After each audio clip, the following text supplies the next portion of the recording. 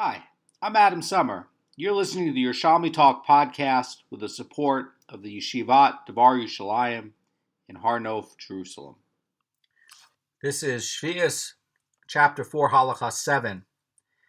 We're going to get into when can Sheviis fruit be picked and when can you eat it. So we learned before that when you pick and eat Sheviis fruit before it reaches a point where it develops, and this is when it's commonly eaten in the field, it's going to be forbidden under the prohibition of wasting Sheviis produce.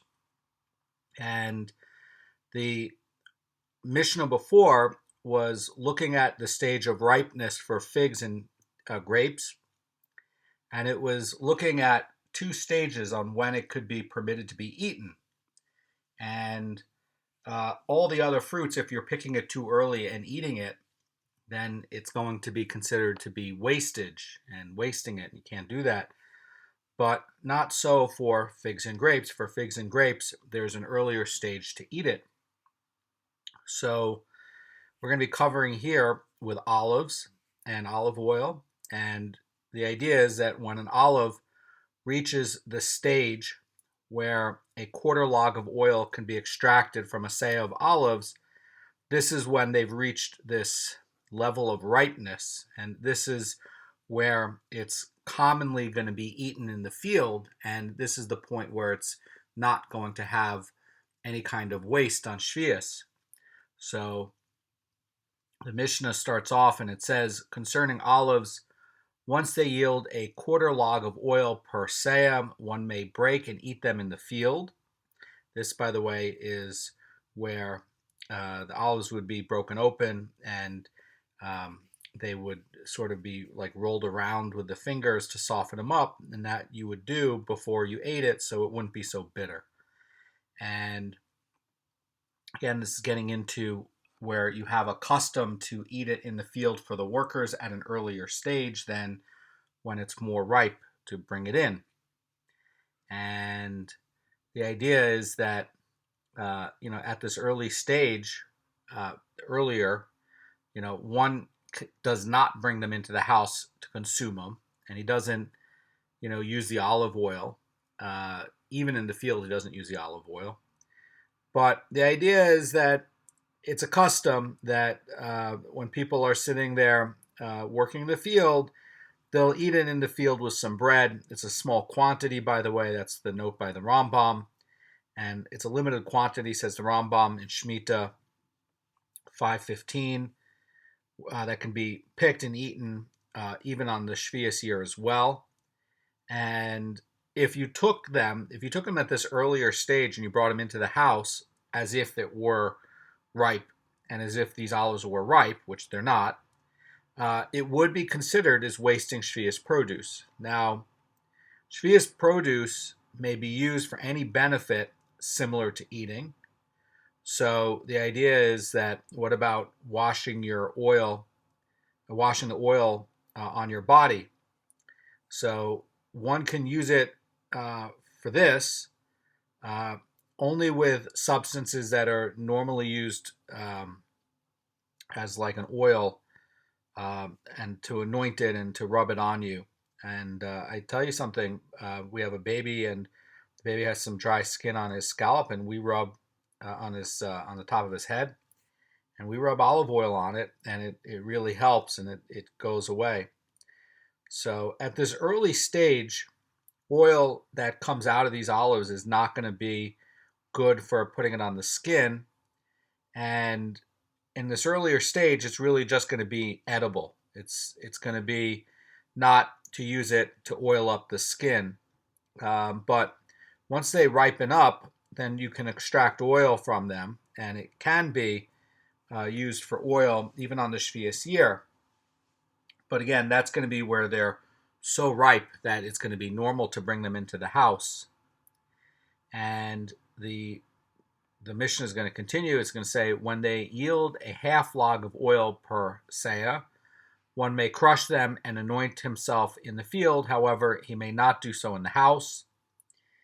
And this again is now where it's in the field and this is producing a little bit more than it did before, and that you can, if you wanted to use the oil to put it on yourself, you could. Perhaps you have some dry skin, and it will not be considered to be wasting. And then you have this next stage. So this is really dividing up the olive ripeness into stages of 3. And we saw yesterday that the grapes and the figs were broken up into 2 stages. This is being broken up into 3 stages. So the second stage is when they yield a half log of oil per seah. One may crush them and anoint himself in the field, but he may not do so in the house. And when they yield a third, one may crush them in the field and bring them to the house to be eaten.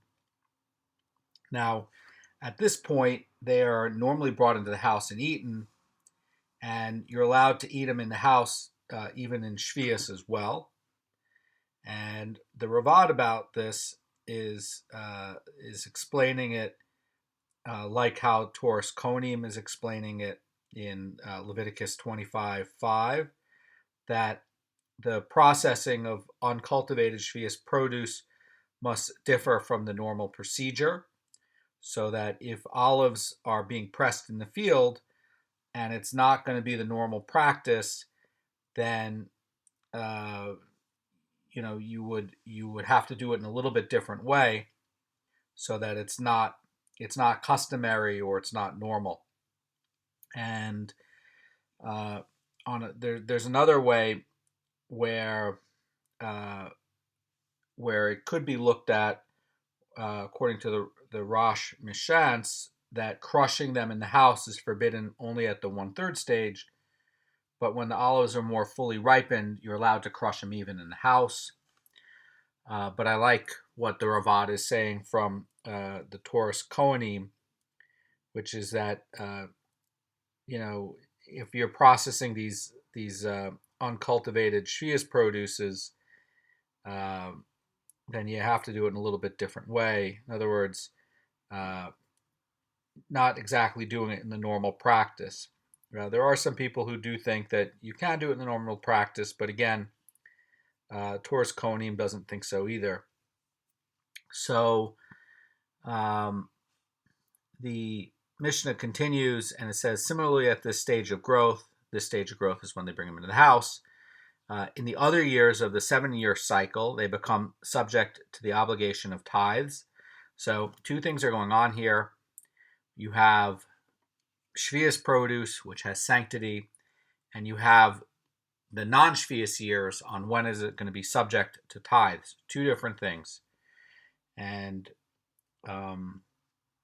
they're similar but different because there will be a sanctity issue going on with the tithes as well. When do you separate out the tithes so that it gets Truma Gedola, which does have sanctity, and you also have a major penalty if you eat produce that has not been tithed. So the idea is that when olives are going to reach a 3rd stage, they are ready not only with Sheviis but also tithing as well, and that's when you're going to start to have to tithe them.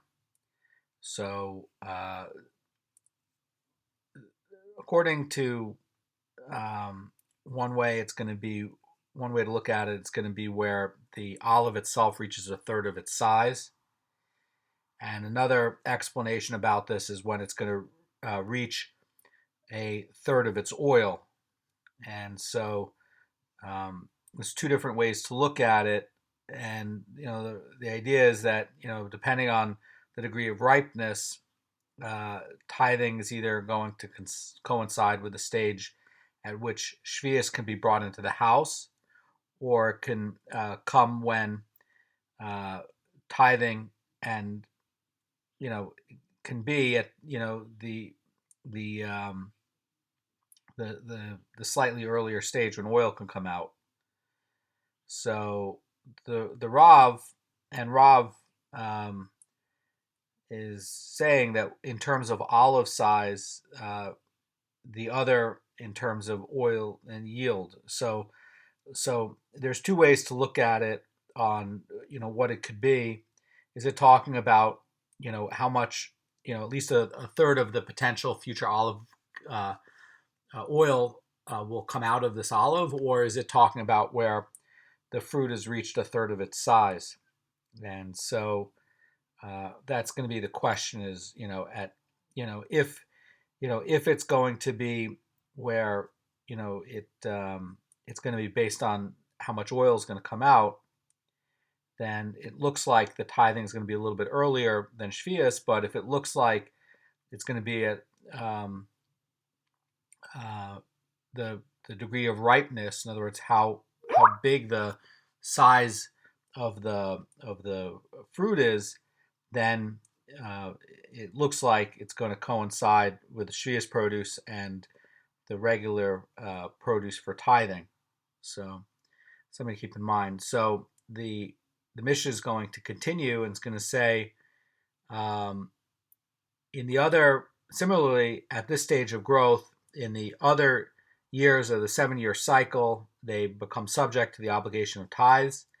And concerning all fruit of the tree other than figs, grapes, and olives, whatever their time is for tithes, so too is their time for Sheviis. In other words, it can be eaten during Sheviis only when they've reached the stage of development where they're ripe and you bring it into the house.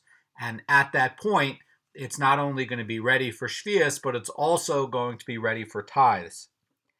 And what's interesting about this is Halacha 6 is talking about this case for for figs and for grapes. Now over here with grapes, with olives have really 3 stages, and before they have 2 stages.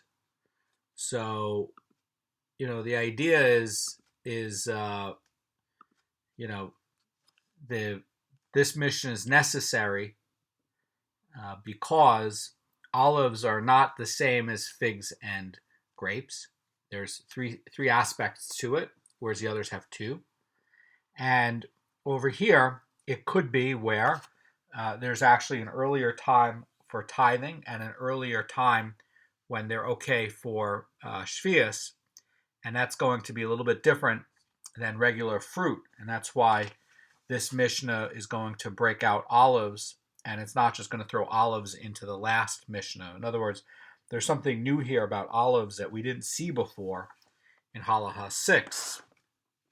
Now, the Gemara is going to recap, and it's going to start, and it's going to say, concerning olives that have yielded a quarter log of oil per seah, one may break them and eat them in the field, and when they yield a half log of oil per seah, one may crush them and anoint them in the field, and when they yield a third, one may crush them in the field and bring them into the house to be eaten.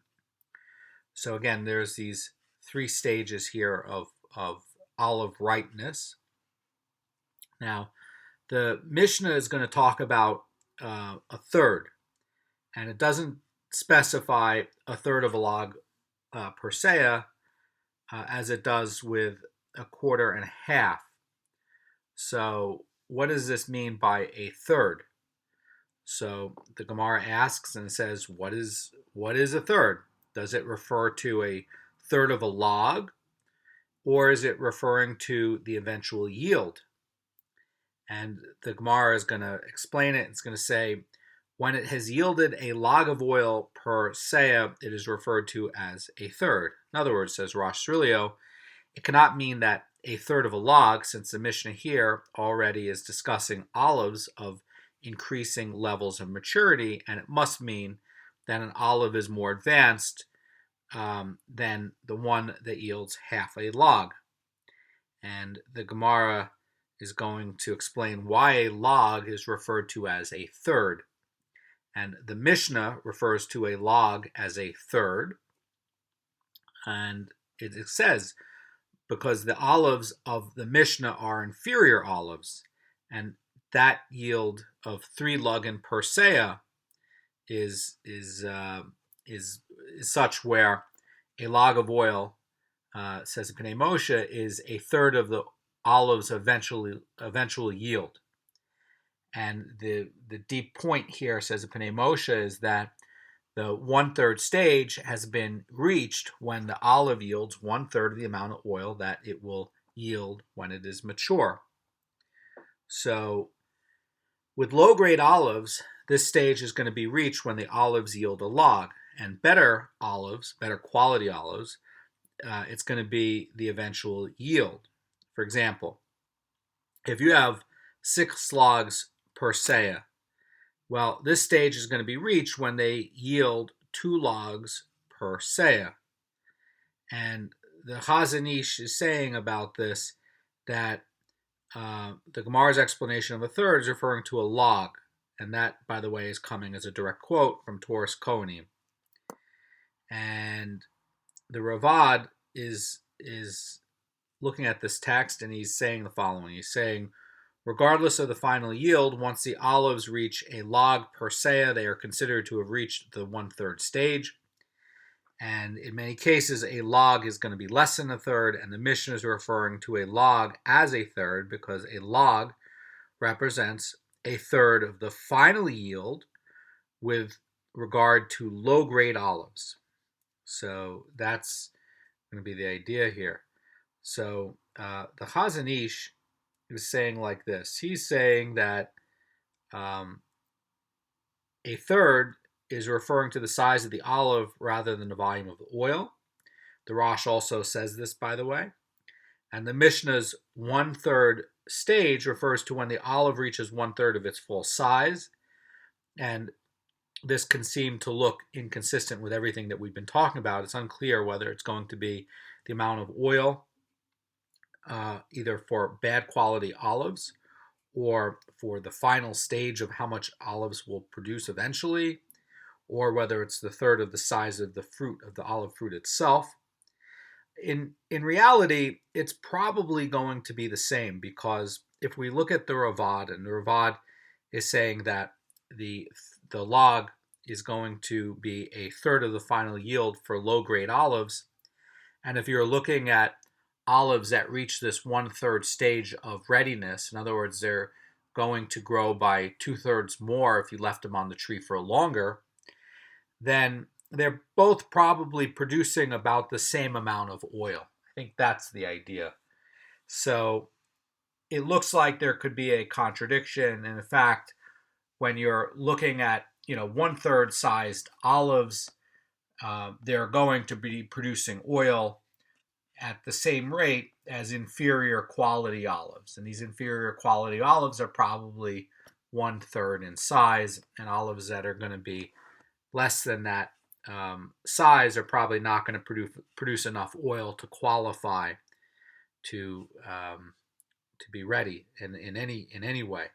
So it has to be at least a third ripe, and it's going to be an inferior quality olive, and it's not going to produce as much oil. So I think that they're both looking at it differently, but I think that they're both probably coming up with the same amount of oil ultimately when you actually went ahead and squeezed it. So Sheviis produce has sanctity, and because it has sanctity, you are limited in how you can use it. And we were talking about this yesterday, that one of the things that we worry about is wasting something. You're not allowed to waste something that has sanctity. We know this from in the Pesach offering, that you're not allowed to let any of it go to waste. And also with other offerings, like at the temple, when you're doing any of the offerings that will also be used for food as well. It's not a burnt offering, but it's being used for food as well. Then you're not supposed to let any of it go to waste, because it has sanctity. So over here, the Sheviis produce has sanctity, and you can pick it and eat it only once it gets this certain degree of ripeness. Otherwise, if it's not ripe enough, you're in danger of wasting it. And the Gemara now wants to come up with the most obvious question of, okay, now we're going to talk about Sheviis sanctity and sanctity on the fruit. But how do you know this? Where do you know this in the scripture that Sheviis produce has sanctity? So the Gemara is going to be referring to Leviticus 25:12, and over there in Leviticus 25:12, the verse is going to be connecting it to the Yovel and also the laws of Sheviis, and Yovel are going to be derived one from another through a hekesh. So we're using a binyan av to understand that Sheviis produce has sanctity, and it says it is written with regard to the 50th year. That, by the way, is going to be the Yovel year. And it says, for it is a Yovel, it shall be holy to you. From the field you may eat its crop. Now, this over here is comparing its crop, that's going to be the end of the verse, to the Yovel. That's the beginning of the year. And by writing them together, we can draw the following analogy. So the Gemara says, just as it is Yovel, this is the Yovel, it is holy. In other words, the Yovel is sanctified, and this is a time when all the Jewish slaves are freed and all the lands returned back to the ancestral owners. Just as Eretz Yisrael is holy, so too is the crop holy during Yovel and Sheviis. And this idea of Hiyeh, according to Hiyeh, it's referring back to the land in the previous verse. In other words, that's going to be modifying land in the verse before. That's the note by the Rosh Cirilio. So because of this sanctity, okay, Sheviis produce can't be eaten before it ripens to the point where it's normally eaten. And that point is that the law of Shemitah produce is permitted for consumption, but it can't be wasted, it can't be destroyed. And that comes from the verse in Vayikra, in Leviticus 25:6, where it's saying that the uncultivated produce of the land shall be for you to eat. Now, the idea is that it's for you to eat, not for you to destroy. And so the Bavli in Sachim 52b is saying that one could argue that this prohibition is not applicable with regard to eating unripe Sheviis produce, since the produce is being consumed at an unripe stage. So because the Sheviis sanctity comes upon Sheviis produce, it not only prohibits directly wasting Sheviis produce, but it even requires that it's eaten in a way that you get maximum benefit from it, and you're not letting anything go to waste. That's going to be Doraita. So in the previous Gemara, we're seeing that Sheviis produce and the year of the Yovel in Eretz Yisrael have special Kedusha. And now the Gemara wants to get into ways in which various Amorim express their love for Eretz Yisrael due to the sanctity. So the Gemara says, upon entering Eretz Yisrael, Rabbi Yosef ben Chanina kissed the stones of Akko, and he said, until here is the land of Israel. And we know that the northern border of Israel runs through Akko, and that the city of Akko is cut in half. And the idea is that Rabbi Yossi would kiss the stones and say that this here is the border of Eretz Yisrael. He's obviously talking about the idea where it would be this halfway point in the city. Now, the Gemara, by the way, notes that there was a big stone over there in the city, and that would be the demarcation point of the border of Eretz Yisrael. And the idea is that this is the stone that Rabbi Yossi was kissing, because this is the stone that is showing the border of Israel, and he is showing that he loves even the border of Israel. So there's a lot of question on Akko's status in Eretz Yisrael, and actually in chapter 1 in Gittin, Akko is used as an example for looking at the border of Eretz Yisrael. And the idea is that we have parts of the area here that are divinely designated as the Holy Land and parts that are not. And that a lot of it comes based upon the Jews coming out of Egypt and conquering the land, and also the people who later came back with Ezra from Bavel, and then they reconquered the land. And as for modern day, the only things that have Kedusha are things that were actually conquered by a Jewish army, not by a Zionist army. So in the far areas north of Akko, say in Nahariya, that was never conquered by a Jewish army. The IDF does not count as a Jewish army because it is an army that is doing it for a government that is running things according to Torah law, and they're doing it for issues of kedusha. They're not doing it for issues of what they can get, or for how much extra yield it would add for farms and things like that. And they're doing it because it's an army that's God-fearing, and it's a government that's God-fearing, and it's being run in the way that the Torah and the oral law is. So we have not had a Jewish army since the days of Ezra. And so, when you look at Eilat, Eilat is not part of Eretz Yisrael because it was not conquered by a Jewish army.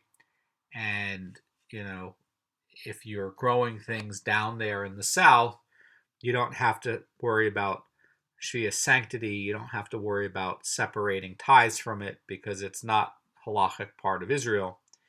And so too, half of Akko is not as well, though half is. So this is a deep idea that Rabbi Yossi is actually even paying homage to the border of Israel, and that's how much he loved and appreciated Eretz Yisrael because of the sanctity and kedusha here. And the Gemara continues and says, Rabbi Zerah crossed the Jordan River with his clothing on. And this is talking about a story, says the Yafei Marah, where he could not find a ferry to cross, and he was forced to cross the river without a boat. And he was so excited to get to Eretz Yisrael, he went through the river without even taking off his clothing. And you can see a similar incident from this in Bavli Ketubot 112a. And the Gemara says that Rabbi Zerah held on to a rope that was strung across the river and walked upon the narrow piece of wood. And Pnei Moshe here is suggesting that the Gemara means that Rabbi Yossi crossed the river in this fashion as well, and he used his clothing as a loop to hold on to this rope to cross the river, so that he did not actually go into the river. He was walking on a narrow bridge. And Rabbi Chanina Barba rolled in the sand on the shores of Tiberia when disembarking from a ship upon entering Eretz Yisrael. And the Gemara is going to continue. And when traveling to Eretz Yisrael, Rabbi Chia the Great weighed the stones on the road to determine if he arrived in Eretz Yisrael. And Rabbi Hanania weighed the clumps of soil on the road to determine if he arrived in Eretz Yisrael. These are a little bit agadic, but this is hinting that the stones and soil in Eretz Yisrael will weigh more than stones and soil in other places. Now, they were trying to determine when they reached halachic Israel, and Rabbi Chia kissed the stones that he weighed, and Rabbi Hananiah kissed the soil that he weighed. And there's another version of this Gemara that you can find in Ketubot Bavli 112a, where Rabbi Chia and Rabbi Hananiah were looking at the obstacles of unevenness in the road, and they did this to make sure that the roads did not have a negative reputation, because they did not want somebody to trip and fall and to hurt themselves on any obstacles. So the Gemara is going to comment, and the Amorim expressed their love for Eretz Yisrael in these ways to fulfill that which is stated in Scripture in Tehillim 102:15, where it says, "For your servants have cherished her stones and favored her dust." So this is why they are weighing out the stones and the clumps of soil, because they are trying to do literally what it says in Tehillim 102:15, where it's saying that they are cherishing each stone, and they are even favoring the dust in the land of Eretz Yisrael. And the Mara Fulda says that the Gemara is applying to this verse only the last two Amorim, and the beginning of the verse refers to Rabbi Chia, who weighed stones, and the end of the verse is referring to Rabbi Hananiah, who weighed out the soil. And over here, you can see this also is echoing what Rabbi Yossi ben Chanina did, where he kissed the stones, and Rabbi Zera came and he came and also, like with Rabbi Chia Barba, rolled on the sand. And so that's like being in the dust. Those are also like literal fulfillments of this verse, where it says, "Your servants have cherished her stones and favored her dust." And we see like how the holy Jews are so connected to every aspect of Torah, and how every Jew in these days, the Amorim, are trying to literally do what the Torah says, so that it says in the Tanakh here, in the Tehillim 102:15, that the servants cherished the stones and favored the dust of the land, and you're supposed to have love for Eretz Yisrael, and you're supposed to treat it in a good way. You're supposed to praise it. We see that one of the big punishments for the Jews at the time was when the spies came and they slandered the land and they talked bad about the land.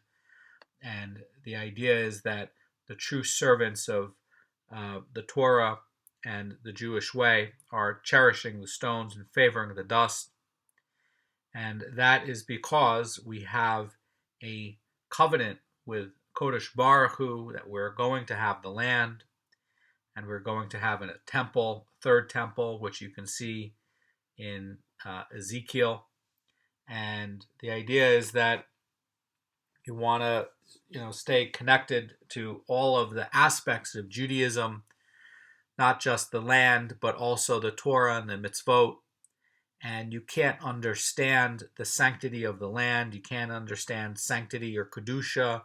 You can't understand what is Sheviis without learning Torah and without paying attention to mitzvot.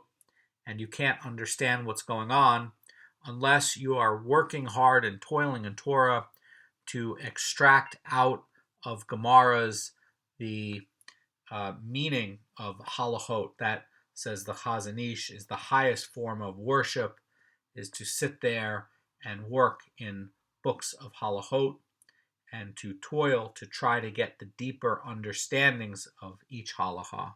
Have a great day.